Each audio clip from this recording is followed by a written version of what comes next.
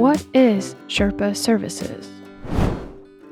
Sherpa Services is an online resource that aggregates and analyzes open access policies of publishers and journals from around the world. It is a service provided free of charge by the British non-profit company JISC. It provides summaries of publisher copyright and open access archiving policies on a journal-by-journal basis, making it easier to know the conditions to deposit publications in open access.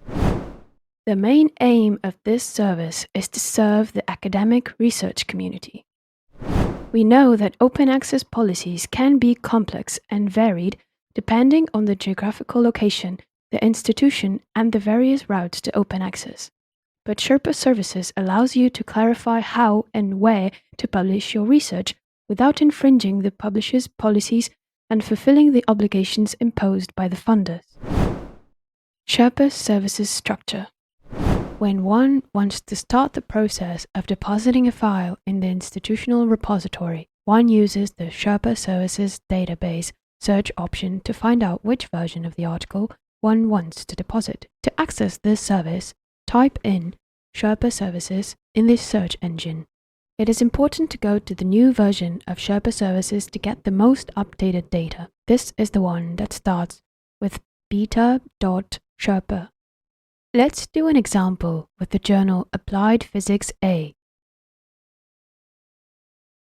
As we can see, there are 4 categories in which the search is carried out: journals, funders, publishers, and repositories. We select the name, in this case of the journal, to find out the deposit options in the institutional repository. 4 options appear: 1 for the published version, 2 for the accepted version, and 1 for the submitted version. If one has published the article in open access, the published version will always be the version that can be deposited in the repository. If one has published an article in closed access, one will need to check which version is allowed to be deposited: the accepted version or the submitted version. In this case, the accepted version B allows deposit in institutional repositories with an embargo period of 12 months.